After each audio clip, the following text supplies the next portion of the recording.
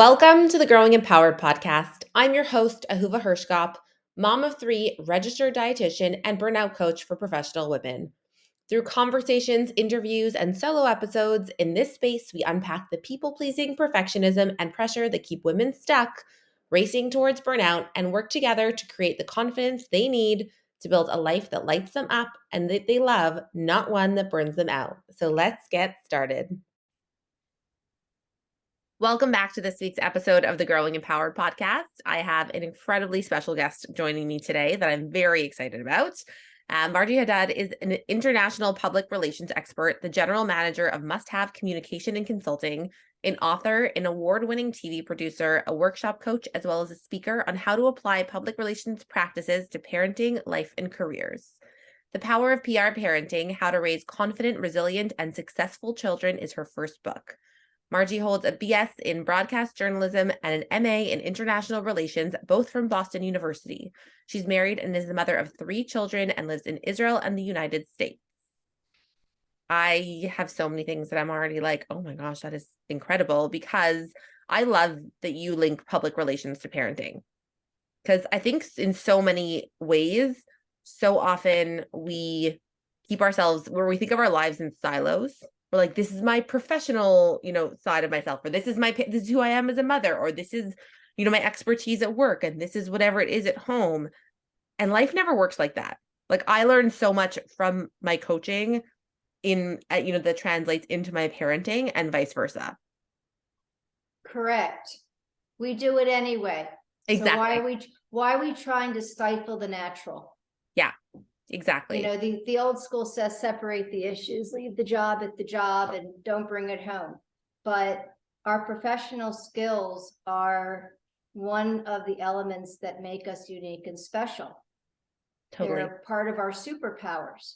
Mm-hmm. So I say, use your superpowers to help your children be their best selves. Absolutely. And I did this naturally, as many other parents do. Mm-hmm.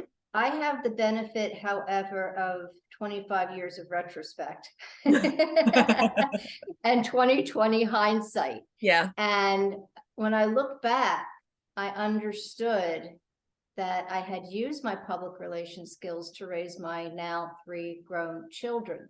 Mm-hmm. And what's interesting is my daughter, I have three, well, like I said, I have three kids, and number two had said to me, Mom, you made mistakes, but overall you got it right. Yeah. I think that you should help the next generation of parents to benefit from your experience and expertise. Yeah. That is actually the reason why I wrote that book you mentioned at the top of the segment. Mm-hmm. It was her idea. And when I look back and I said, well, what exactly did I do right? And to your point, I had used my professional skills. So I think that moms and dads should tap into their inner genius and do their thing. I think that's fantastic. I mean, I've always said, even in coaching, my nutrition clients, right? I always say, mm-hmm. I am a dietitian, like, in one side of my things that I do. And I'm like, I'm a dietitian, but I can never take my mom hat off, right? My mom hat influences my professional life also.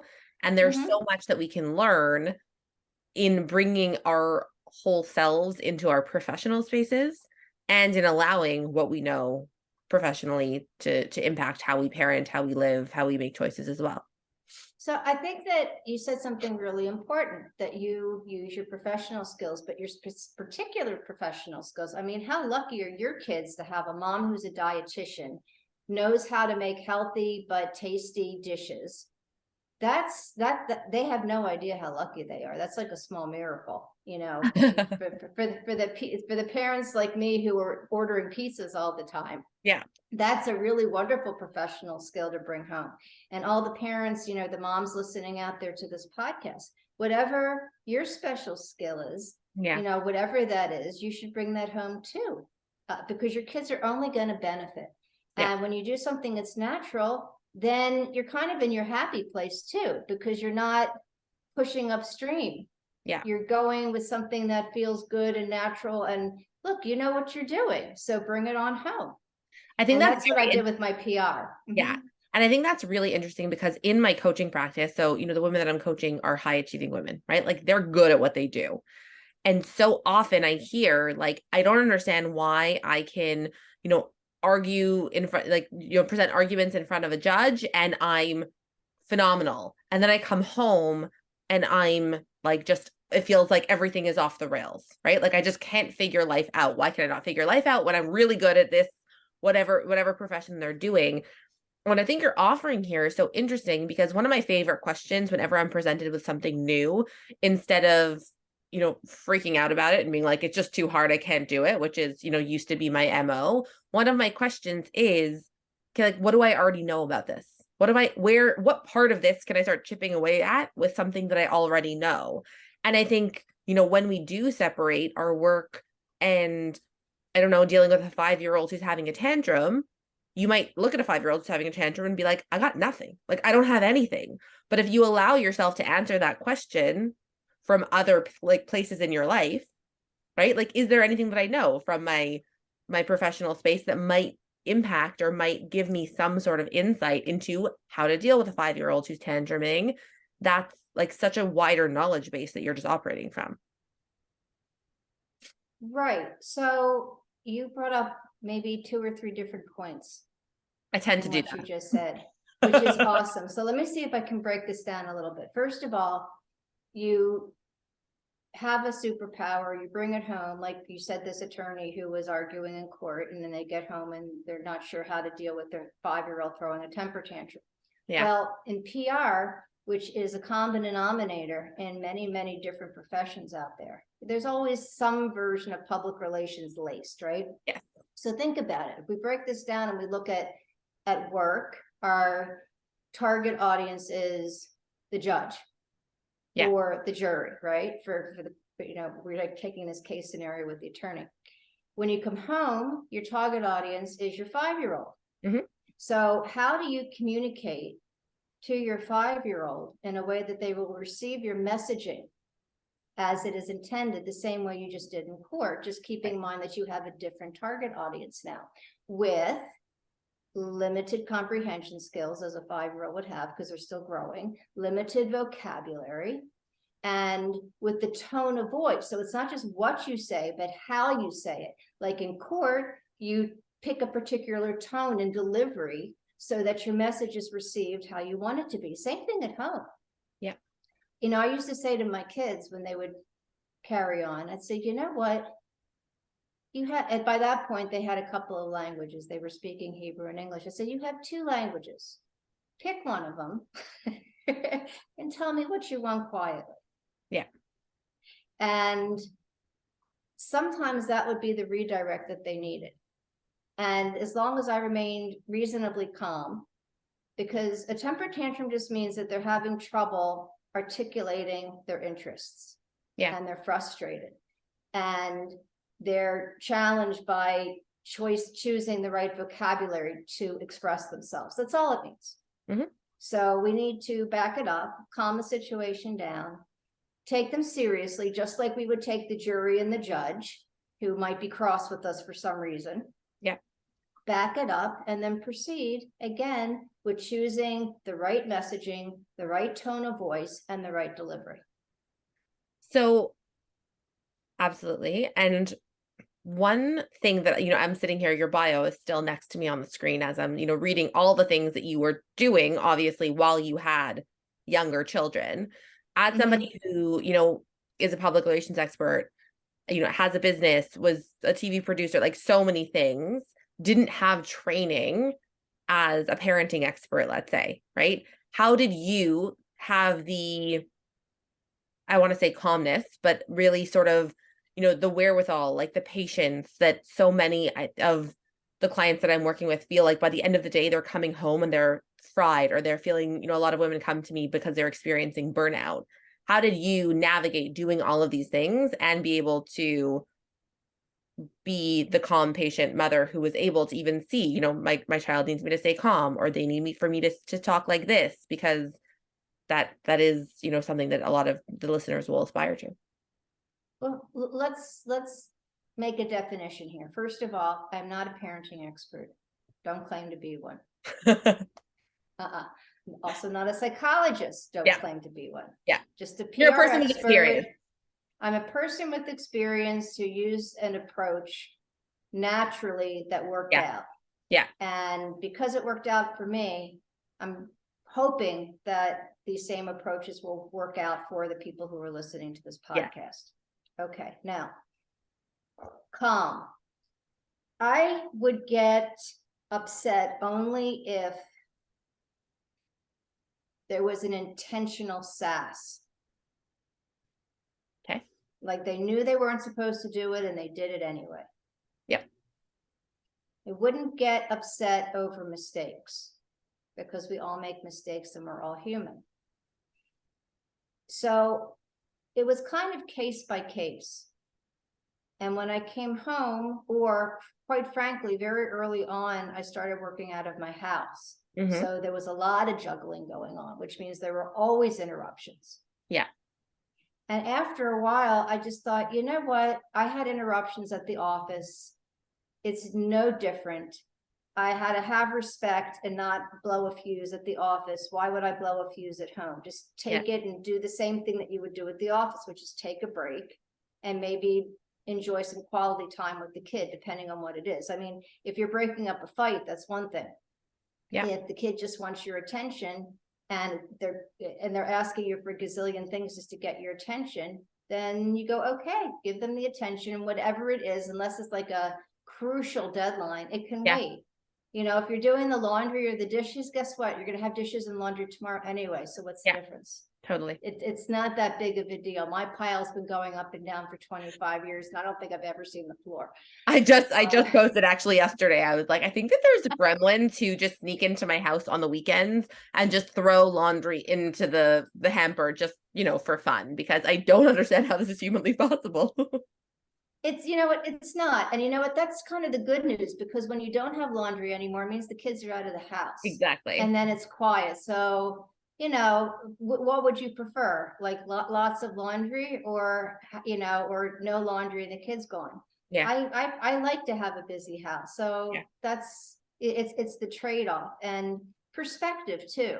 So when I was going into the office, I would come home and be happy that I was with the kids and have that as mom kid time. And then I would go back to work later on, because I was always working, because I was in international public relations, still am.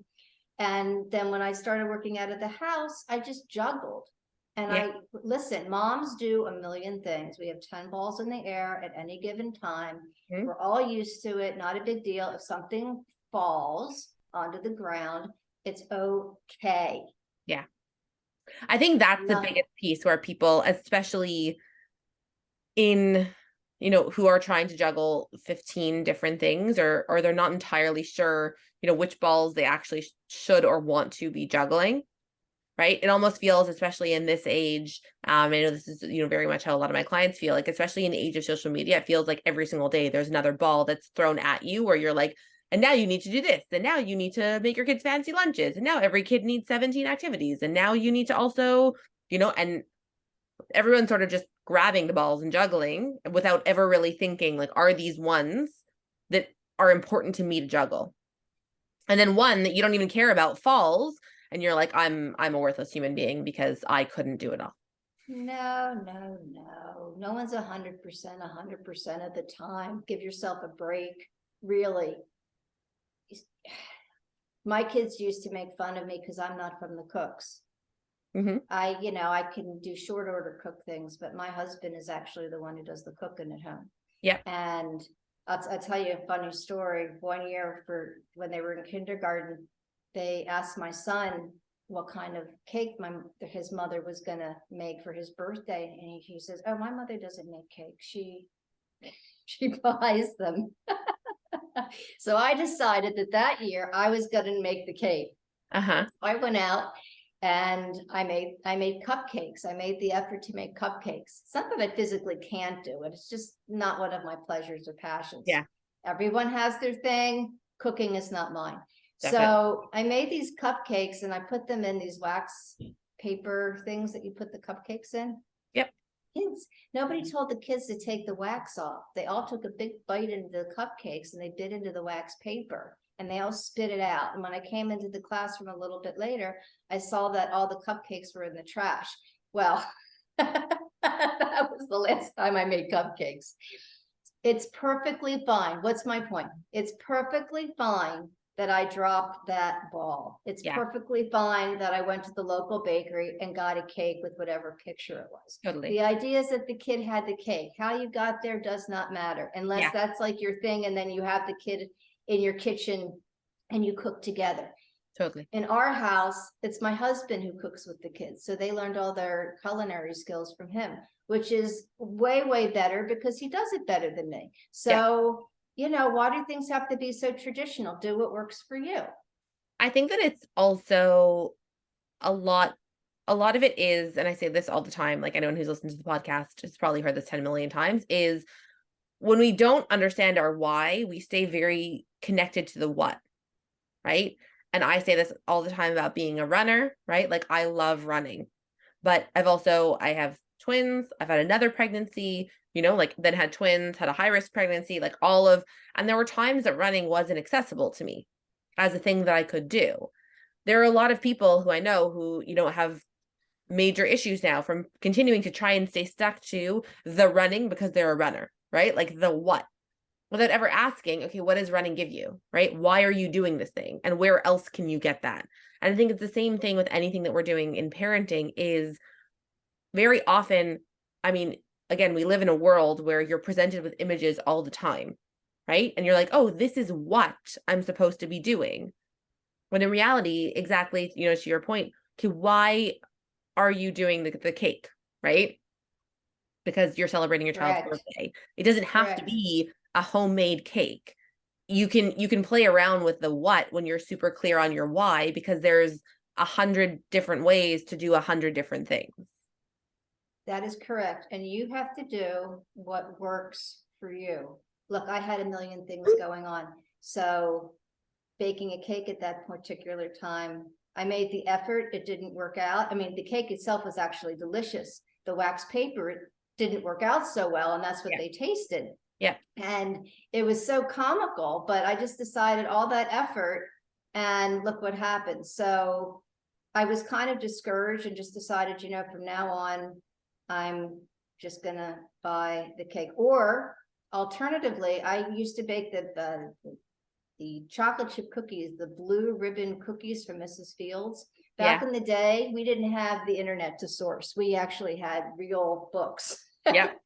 So I had a recipe from this book that I got in the United States, and everybody wanted to know what my recipe was. And I just said, it's a secret recipe and I cannot give it out, because back then you couldn't source on the internet. And they loved these cookies and they were so easy. I said, if I can make them, anybody can make them. And I would make 120 of them and bring them into the classes.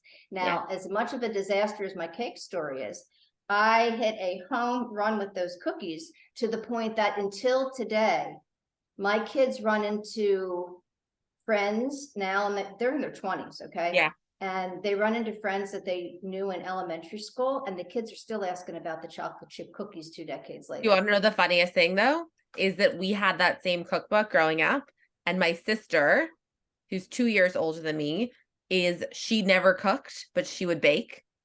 And so she would bake the blue ribbon cookies. Yes. And I wanted to learn how to cook. And so I learned how to cook, and she learned how to bake. But I think that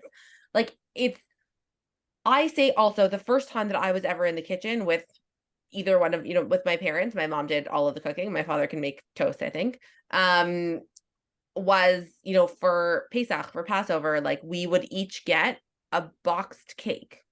Like one of those boxed cakes that you would empty the cake mix in and add your egg. And I would get the chocolate one and my sister would get the coffee cake one. Right. And they would bring them to the table and everyone would ooh and ah. And it was a whole big to do about the fact that we had made the cakes.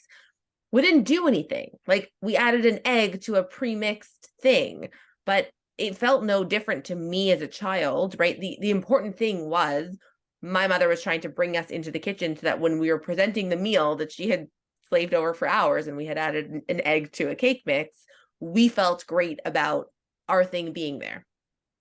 Right. And okay, but you know what else it did?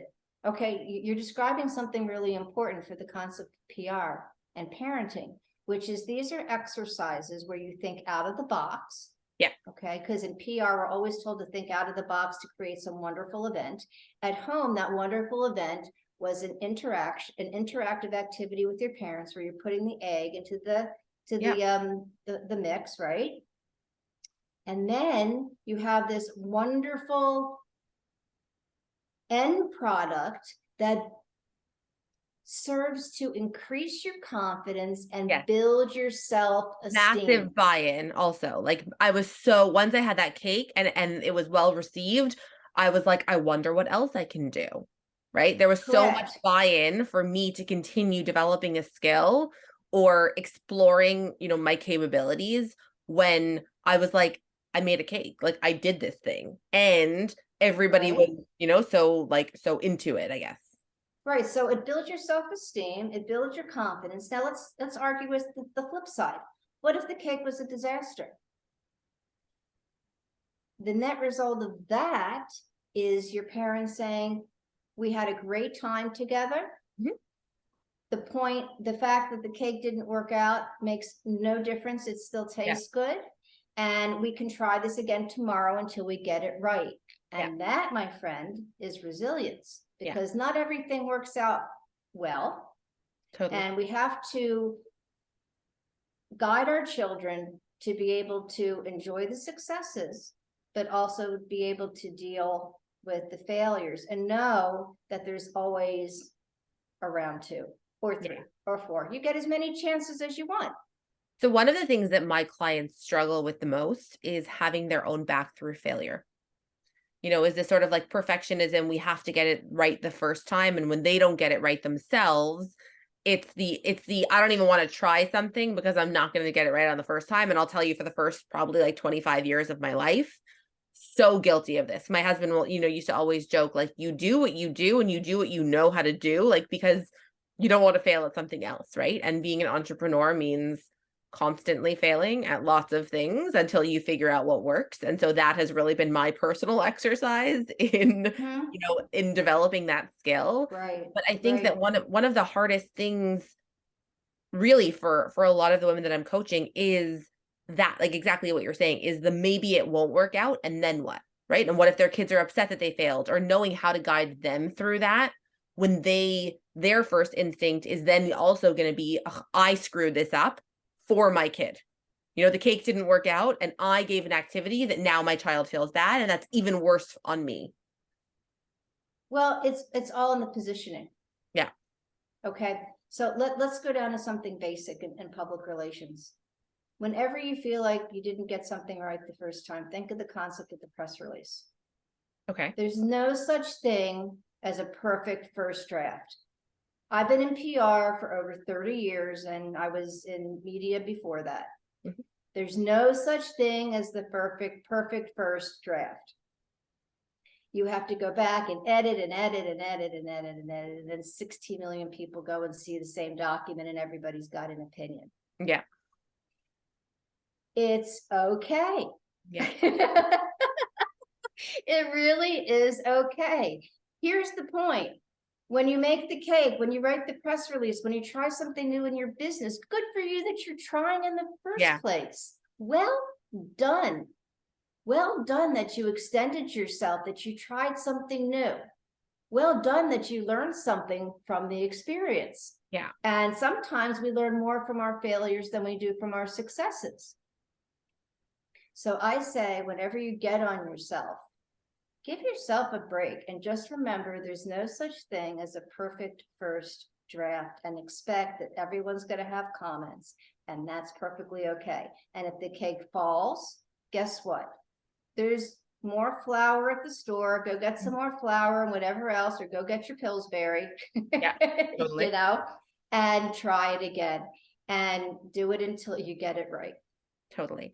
I think that's so powerful, even in the description that your daughter said of why you should write this book, because she didn't say you are a perfect parent and so you should definitely help other parents. Like, the ability to be able to even raise kids who can have the perspective of, like, you made mistakes also, and you were still a great parent. Like, it doesn't have to, and that's such a relief, I think, to a lot of people who have to hear this message again and again, is being a good parent, or being a parent who's going to raise healthy kids, doesn't mean that you play every situation perfectly, or even that you don't lose it if the cake falls one time and you don't have the perfect reaction, right? Or you don't say the most supportive thing to your kid. It's not about never making mistakes. But I think that's where a lot of people get sort of tripped up, is especially for the high achievers that that I coach. Like, you want to do everything perfectly. It just doesn't exist in the realm of parenting, or in any realm, but definitely not in parenting. And I'm as type A as the next gal. I like everything to be just the way it's supposed to be. Yeah. Every comma in its right place. And guess what? Sometimes it works and sometimes it doesn't. I mean, look, one of the cool things about this book, a couple cool things about this book, actually, it's the first time that we're linking public relations to parenting. Yeah. And looking at it through a brand new lens with a brand new approach. Yeah. The other kind of cool thing about it is that this is not about just successes. It's about failures. I walk you through what I did right. I walk you through what I did wrong. Yeah. Okay. And keeping my calm, sometimes yes, sometimes no, depends on what it was. Yeah. Look, I'm a Scorpio. I was born the year of the dragon. I'm fiery. It's a genetic thing and a timeliness thing. Yeah. So sometimes things would be so over the top, I would just be like, I have no words. Yeah. And sometimes something would happen or something would be said, and I would just completely, well, let's just say go high volume. Yes. Okay. The other thing that we do in this book is we give exercises.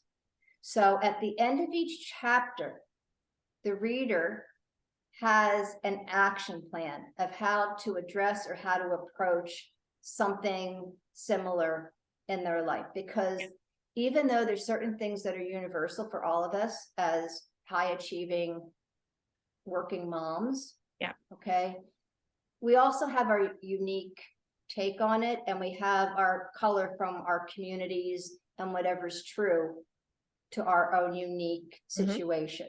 So it's not one size fits all, and it's not cookie cutter. Yeah. So we look at these things, keeping in mind the universal, but also the keeping in mind the specific flavor that needs to be added to make it right for you. Yeah. And there's actually, Ahuva, anybody who gets the book gets buys the book gets a free workbook to go with it. Because look, from the very start, I wanted this to be something tangibly helpful. So I asked, before I even started writing the book, I mean, after we got the idea from my daughter, so I was speaking with a couple of working moms, and I said, okay, I want this to be helpful from the start. Yeah. What is it that you want to know? And then I'll take the PR and show you how to apply it. Yeah. So the moms told me, I want to know, how do you handle crisis management when it's a health situation? How do you handle a crisis when it's like in the street, like with bullying or terrorism or something like that, or like the shootings that are going on all over the place? Yeah. And the really easy stuff, like how do you get your kid? I need to get my kid to get rid of their pacifier. Yeah. Without massive trauma. The older one just had like a ton of tumult, and I want it to go easier. Any ideas?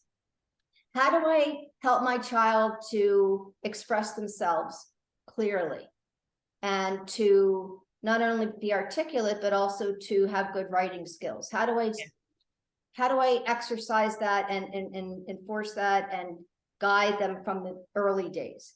How do I instill self-esteem? I mean, we went through all these different things that the moms wanted to know, and that's what these 10 chapters are built on.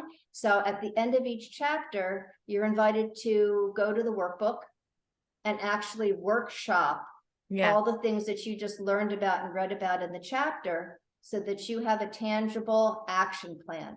This whole thing is part of a movement, a PR parenting movement that I hope starts with me, but that I really, really hope continues for generations to come, so that not only will the parents of today benefit, but parents of tomorrow, working moms of tomorrow, the high achievers of tomorrow can say, you know what, my mom taught me that. I'm going to teach my kids that too.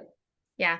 But I love the freedom that you're sort of talking about to take it from the universal to, something that you can apply, because I think that's a lot of what's personally that confidence is a lot of, what I work with clients in my program, the Unapologetic Living Code, to hone the ability to start asking the question, what's right for me? But I also think that it's something that's missing in general advice. I don't know why. It's so funny that I was thinking about this morning, is that I was thinking about, business coaches who sometimes, I follow on Instagram or on LinkedIn or, social media, wherever. And how, some people will say, oh, because I was making my bed this morning, that's why. Well, we'll say, you have to make your bed in order to be successful, right? And the next coach will say, I don't know why everybody says you have to make your bed to be successful. I've never made my bed and I'm successful, but I did do this, right? It's always like there's a very definite idea of what you need to do to be successful at work, to be, a good parent, to be like, I don't know, a good partner, whatever it is, there is a right way that's being prescribed almost, as opposed to what you're talking about, which is, here's a way. Now, here, you apply it to a way that's right for you. Fine tune it to what is right for you. And this is actually something I'm going to address one by one and personalized in a program I'm going to start to offer in May 24th. It will start. It's a 5-week program, so that we can deep dive with a small group of high achieving working moms, or the average working mom, however you consider yourself. Okay. If you're a working mom, you want to try a new approach, you want to deep dive into the approaches and the way of thinking in this book, I'll be happy to help you do it and get into it and get very specific and help you out. I genuinely want to help the next generation. And I figure between the book, the workbook, and the program, that's the best way to do that. Absolutely. And by the way, I'm nice, but I'm tough, and I'm very direct. So we'll get you there, and we'll get you there together. Yeah, I think that that's really, a lot of the support that I hear people craving is, I have like the point B that you're sort of seeing, but missing that, bridge, that connecting bridge to, okay, but how do I, I have a vision, I have what I want my life to look like, or I have like the parent that I want to be, or the working mom that I want to be, but zero idea of how to bridge to actually get there. So that sounds like a really excellent program that can help so many women get there. Thank you. I hope so, because I know that sometimes, like, I'll read a book and I'll get the workbook, and that's all well and good, and I'm inspired and I get new ideas, but then I really, really want to talk to that person who wrote the book. And sit with them and say, well, this is what's going on. How would you actually apply this? Can you walk me through it? Because this is my particular advantage. That's what this program is going to offer. And because there is, well, my son's going to be 26 soon. So now I've got 26 years of PR parenting experience. And I really hope that all this retrospect will help the next generation. Yeah. I mean, that's the same way that, I structure my program, is there's all the information. There's 12 modules of information that you can take. And 90% of the time when people come to group coaching calls, I end up redirecting them back to, like, here's an exercise. Here's one of the action tasks that I think you should go back to this week. But it really is being able to have someone's eyes on a specific situation that's happening to you. Because even sometimes when you have all of the tools, right, and then you're in that stressful situation, you're in that crisis mode, like, your prefrontal cortex is not firing. It's, you're going straight back into just, whatever old thing you were doing before, and being able to have someone give you the skills so that when it can be useful in the moment, and it is useful in the moment. It's not just, there's this really nice piece of information that and then the thing happens and the slate is totally wiped clean and you just respond the same way you have 100 times. So what was really cool, and to your point, you say to yourself, is this book really going to help? And I had 15 beta readers on this. Yeah. Because I want from all different types of backgrounds and different places in the world, because I wanted to get different perspectives and try to cover it all. Yeah. I beg. And I got this text message from one of the moms who read the book, and she said, I was with my kids and I was in a crisis. And I thought about your first chapter. And instead of freaking out, I took a deep breath, and it took me 3 minutes to fix the problem. Thank you very much. And I'm like, oh my God, it helps somebody. Yeah. That's the first one. Yeah. And that's all that I know, because she's Yeah. the only one who wrote to me. But I was so excited because if I was looking for a sign, there Yeah. it was.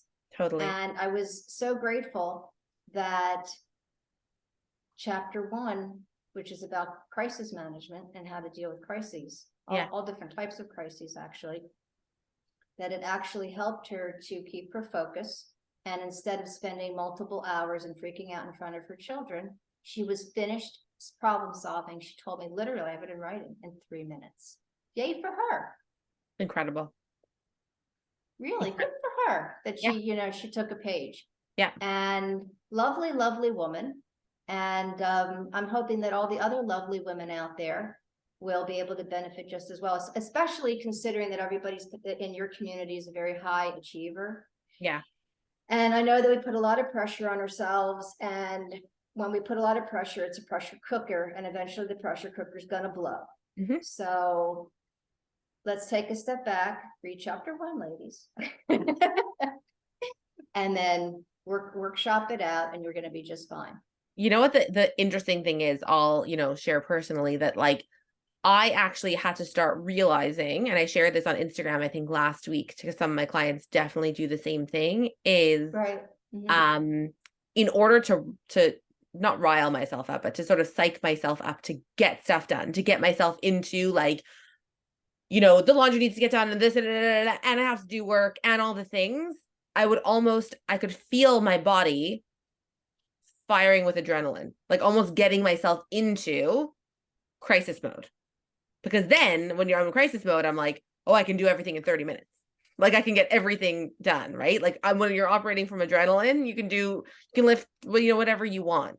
And so I actually think that first chapter that you have on crisis might actually just be very applicable to a lot of people's day to day, if you're so used to firing with adrenaline, being able to redirect to a new way of doing something, even when it's, how am I going to get the dishes done and the laundry put away and the whatever before I start work on a day to day. Yes, ma'am. Yes, ma'am. And you use the word adrenaline. The only time I feel adrenaline anymore, actually it was last week. My daughter got me to go down 2 water slides.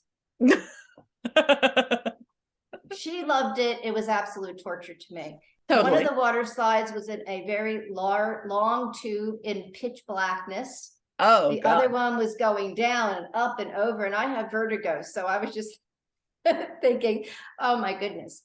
Aside from that, very rarely do I feel adrenaline. Yeah. When I look around and it's a mess and the dishes are piled up and the laundry's piled up and everything's which way but loose. And I'm thinking about all the work that I need to do for the job or what have you. I just take a deep breath and I go, okay, what do I want to tackle first? Yeah. And I start in one corner.